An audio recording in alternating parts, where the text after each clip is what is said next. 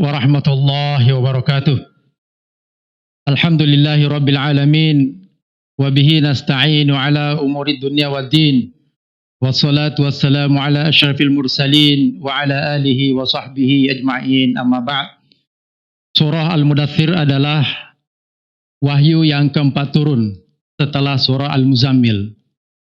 Dalam perspektif sistematika wahyu sebagai manhaj gerakan, surah Al-Mudaththir ini mengandung perintah untuk melakukan transformasi sosial.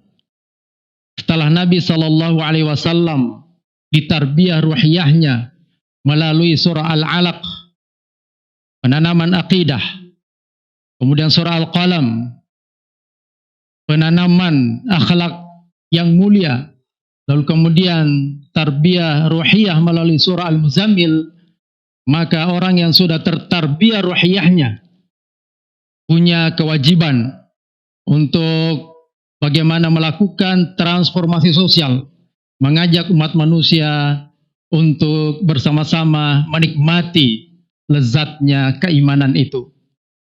Surah Al-Mudaththir ini adalah guidance, panduan bagi para da'i, pembawa risalah Islam. Bagaimana mereka mengemban risalah yang mulia ini sebagaimana yang diamanahkan kepada Nabiullah Muhammad sallallahu alaihi wasallam. Orang yang sudah terbina keislamannya, sudah melewati tarbiyah Islamiyah, maka dia tidak boleh tinggal diam. Dia harus memiliki keterpanggilan keumatan, tanggung jawab sosial. Qum fa'anzir, harus bangkit untuk mengajak umat manusia sama-sama menikmati keindahan ajaran Islam itu. Oleh karenanya orang yang sudah bagus akidahnya, sudah kuat imannya, sudah baik akhlaknya, tekun beribadah, justru dia punya kerisauan yang tinggi. Dia punya rasa tanggung jawab yang terus menggelora. Bagaimana menyelamatkan umat dari kezaliman, dari kesesatan, menyelamatkan mereka dari kegelapan menuju Islam yang membawa cahaya kedamaian, cahaya kebahagiaan, cahaya Al-Quran. Oleh karenanya Allah Subhanahu wa Ta'ala mengingatkan kepada para da'i, kepada para pembawa risalah, bahwa orientasi utama dalam membawa risalah Islam ini adalah warabbaka fakabbir. Bagaimana membawa misi membesarkan Allah Subhanahu wa Ta'ala, bukan membesarkan pribadi, membesarkan golongan, bukan karena ingin mencari popularitas, tetapi semata-mata membesarkan Allah, mengagungkan Allah Subhanahu wa Ta'ala, membesarkan ajaran Islam. Dan disinilah tantangan kita para da'i dan kaum muslimin secara umum, bahwa seringkali dalam perjalanan dakwah ini banyak hal-hal yang seringkali menggoda kita, yang kemudian seringkali yang kita besarkan bukanlah Allah Subhanahu wa Ta'ala, tetapi pribadi kita, golongan kita, atau hal-hal yang tidak pantas untuk kita besarkan selain Allah Subhanahu wa Ta'ala.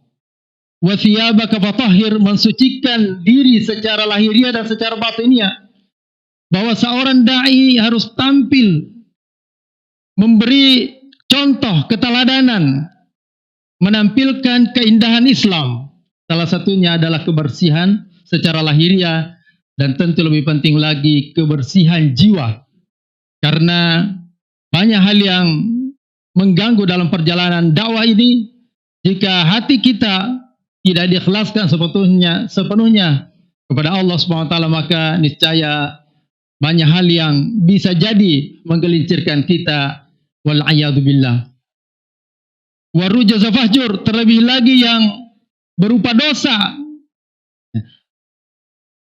kotoran-kotoran yang ada dalam hati kita. Bagi seorang da'i, dia harus terlebih dahulu menata hatinya sebelum menata hati orang lain. Dia membawa misi yang mulia, qaulan tsaqila, membawa wahyu-wahyu Allah Subhanahu wa Ta'ala. sabda-sabda Nabi SAW, maka haruslah dibawa dan disampaikan oleh orang yang memiliki jiwa-jiwa yang suci. Wala tamnu tastakthir. Dan banyak sekali juga godaan, rayuan-rayuan yang sifatnya duniawiyah, yang bersifat materi, yang seringkali membuat para pembawa risalah dakwah ini tergelincir.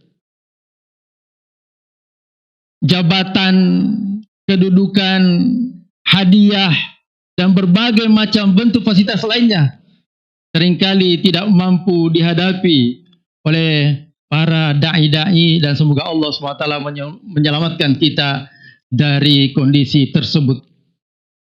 Wala tamnun tastakthir. Jangan sampai ada niat yang sifatnya duniawiyah dalam gerakan dakwah ini. Termasuklah ketika kita tampil di media sosial membawa misi dakwah. Tentu yang perlu kita luruskan adalah niat kita. Jangan karena popularitas, apalagi sekedar ingin mendapatkan iklan, ingin mendapatkan pujian, ingin mendapatkan sesuatu yang menyenangkan secara materi. Wal'iyadu billah. Wala tamnun tastakthir. Wali rabbika fasbir. Dan lebih-lebih lagi bahwa perjalanan dakwah ini tidak pernah luput dari rintangan, tantangan. Para pembawa-pembawa risalah Islam dalam perjalanan sejarah, para nabi dan rasul tidak pernah lepas yang namanya cacian, makian, kriminalisasi, persekusi, ya, penindasan, dan berbagai macam bentuk kezaliman lainnya.